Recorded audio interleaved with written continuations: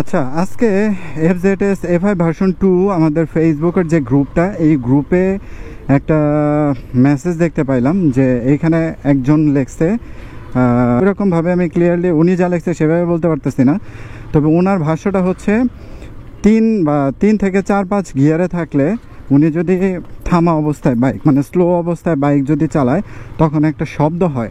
ভাইয়া, এই শব্দটা হয় কারণ গিয়ারটা আসলে উপরে যত দিকে যাবেন তত দিকে গিয়ারের পাওয়ার কম, আর ফ্রি হয় হচ্ছে যখন টপ এন্ডে যাওয়া হয়, অর্থাৎ 4-5 এইগুলা মূলত আমরা 50-60-এর 50-এর উপরে গেলে স্পিড 50-60 আপ হয়ে গেলে তখন মূলত 5 নাম্বারটা ব্যবহার করি, আর 60-এর নিচ পর্যন্ত আমরা অনেকটাই 4 নাম্বার পর্যন্ত ব্যবহার করে থাকি। আমার মনে হয় আপনি যেটা করেন, যেমন এই যে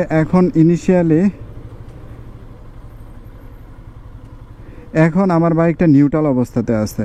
এখন আমার কাজ যেটা হবে সেটা হলো, আমি যখন বাইকটা দাঁড়ানো থেকে বাইকটা ছাড়তে থাকবো সেই সময় জাস্ট গিয়ারটা ধরেন 1-এ দিয়ে দিলাম, দেওয়ার পরে আস্তে আস্তে আমি এই যে একটু টান দিছি, ধরেন 20 পর্যন্ত গেছে, তারপরে এই যে 2 নাম্বার গিয়ারে দিয়ে দিলাম। এখন আমি 2 নাম্বার পর্যন্ত স্লোলি মেনটেন করতে পারবো, ধরেন এই যে দিক দিয়েও 2 নাম্বার পর্যন্ত আমি স্লোলি মেনটেন করতে পারবো। এরপরে গিয়ে এই যে 3 নাম্বারে গেল, এরপরে ধরেন 40-50-এর আপ যত যাবে আমাকে তত গিয়ার আপ করতে হবে।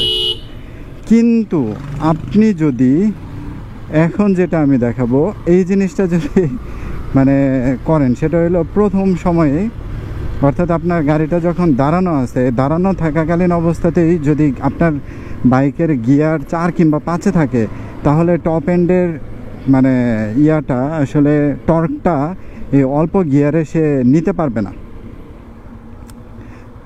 4-5-এ চালাইতে গেলে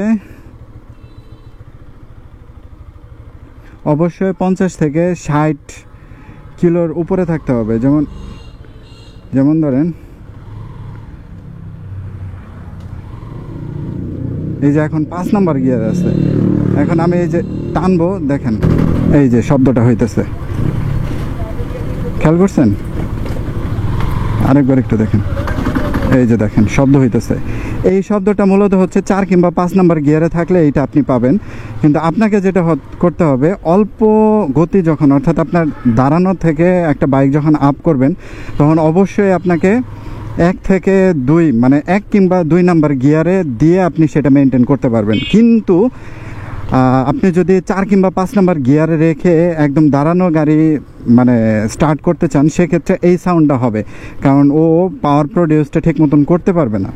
ওই জন্যই মূলত আপনার বাইকে এই শব্দটা হইতেছিল। এটা আসলে আপনার বাইকে না, এটা আপনার সবার বাইকেই হবে।